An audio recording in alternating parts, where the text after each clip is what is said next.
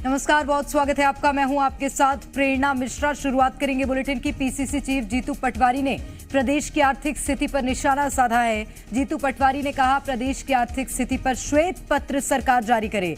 इसके साथ ही उन्होंने कहा कि सरकार कर्ज लेकर फिजूल खर्च कर रही है, वहीं अलग अलग विभागों की 73 योजनाएं बंद कर दी। प्रदेश में प्रति व्यक्ति 50,000 कर्जदार है। पहला प्रदेश है जिसमें प्रति व्यक्ति इतना कर्ज है। कुल बजट का दोगुना कर्ज है।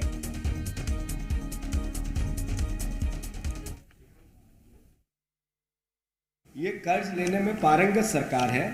पर घंटे 120 करोड़ रुपए कर्ज लेती है। पर घंटे 120 करोड़ रुपए। इसका करते क्या है? इस कर्ज चुकाने के लिए कर्ज लेते हैं। एक भी 45,000 करोड़ रुपए में इनोवेटिव काम जो प्रदेश के लिए लाभ हो, इन्होंने कितना झूठ बोला, कितना झूठ बोला, कितना झूठ बोला। इस बात का एहसास इससे ही होता है कि लगभग 4,20,000 करोड़ रुपए के कर्जे में है मध्य प्रदेश, और हमारा बजट लगभग बोलने के लिए, बताने के लिए 3,65,000 करोड़ का है, पर ओरिजिनल में 2 लाख करोड़ का है। यानी जितना बजट है उससे डबल कर्ज। ये पहली सरकार है। ये कर्ज लेने में पारंगत सरकार है। पर घंटे 120 करोड़ रुपए कर्ज लेती है। पर घंटे 120 करोड़ रुपए। इसका करते क्या है? इस कर्ज तो पीसीसी चीफ जीतू पटवारी का बयान सामने आया। प्रदेश सरकार पर जमकर निशाना साधा है। जीतू पटवारी ने कहा कि प्रदेश की आर्थिक स्थिति पर श्वेत पत्र सरकार जारी करे। इसके साथ ही उन्होंने कहा कि सरकार कर्ज लेकर फिजूल खर्च कर रही है, वहीं अलग अलग विभागों की 73 योजनाएं बंद कर दी। प्रदेश में प्रति व्यक्ति 50,000 का कर्ज है। पहला प्रदेश है जिसमें प्रति व्यक्ति इतना कर्ज है। कुल बजट का दोगुना कर्ज है। तो ये बड़ी खबर इस वक्त आपको बता रहे हैं, जहां पर मध्य प्रदेश में अब कर्ज पर सियासत देखने मिल रही है, क्योंकि पीसीसी चीफ जीतू पटवारी ने भी अब प्रदेश सरकार पर जमकर निशाना साधा है और श्वेत पत्र जारी करने की मांग की है। इसके साथ ही उन्होंने कहा कि सरकार कर्ज लेकर फिजूल खर्च कर रही है। अलग अलग विभागों की 73 योजनाएं बंद कर दी। प्रदेश में प्रति व्यक्ति 50,000 का कर्ज है। पहला प्रदेश है जिसमें प्रति व्यक्ति इतना कर्ज है। तो मध्य प्रदेश में अब कर्ज को लेकर सियासत देखने मिल रही है। हालांकि आपको बताएं, हाल ही में प्रदेश सरकार ने एक बार फिर से कर्ज लिया है और उसको लेकर कांग्रेस के प्रदेश अध्यक्ष जीतू पटवारी ने निशाना साधा है।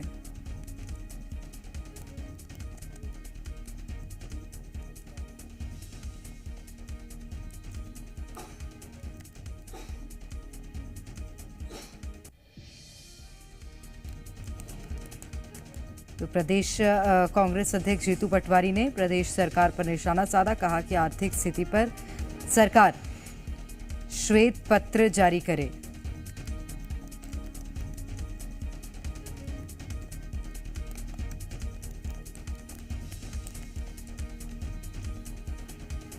तो कुल बजट का दोगुना कर्ज है। जीतू पटवारी ने कहा कि प्रति व्यक्ति 50,000 रुपए का कर्ज है।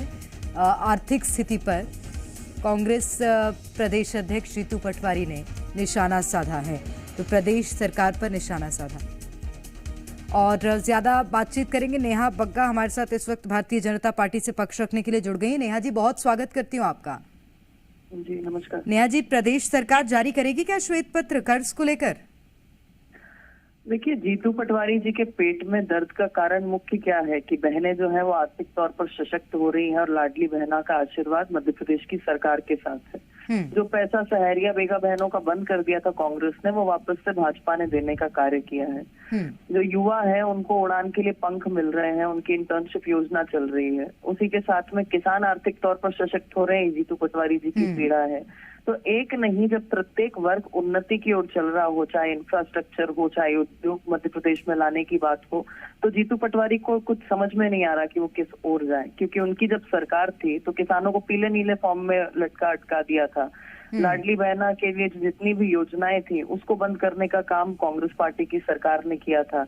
युवाओं को तो बैंड बजाने और ढोल चराने के लिए भेज रहे थे और उसी प्रकार से मध्य प्रदेश को आर्थिक संकट में डालने का काम कांग्रेस की सरकार ने किया था। आईफा अरे के 1.5 आयोजन साल में के कार्यकाल को कितना गलतियां याद दिलाएंगी नेहा बग्गा जी। मैं आ रही हूँ आपके पास। संगीता शर्मा जी हमारे साथ कांग्रेस से जुड़ गई हैं। संगीता शर्मा जी, स्वागत करती हूँ आपका जी मध्य प्रदेश छत्तीसगढ़ में। जी नमस्कार। संगीता शर्मा जी, आपकी सरकार ने वो काम किया है प्रदेश को कर्ज में डुबोने का, नुकसान पहुंचाने का। यही कारण है कि बीजेपी अब कर्ज ले रही है।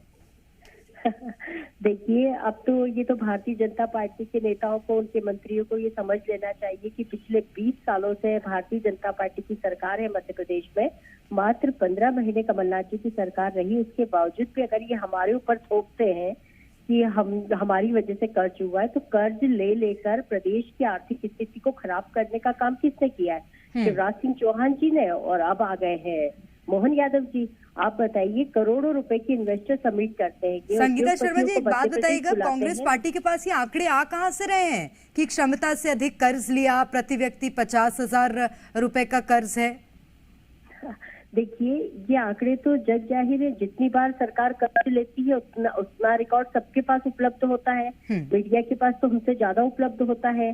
और फिर प्रति व्यक्ति हम जब देख रहे हैं कि कर्ज लगातार बढ़ता चला जा रहा है, तो अब अगर श्वेत पत्र मांगा है और इनकी सरकार बड़ी साफ सुथरी ईमानदार है, तो फिर जवाब दें, श्वेत पत्र के माध्यम से जवाब दें मध्य प्रदेश की जनता को।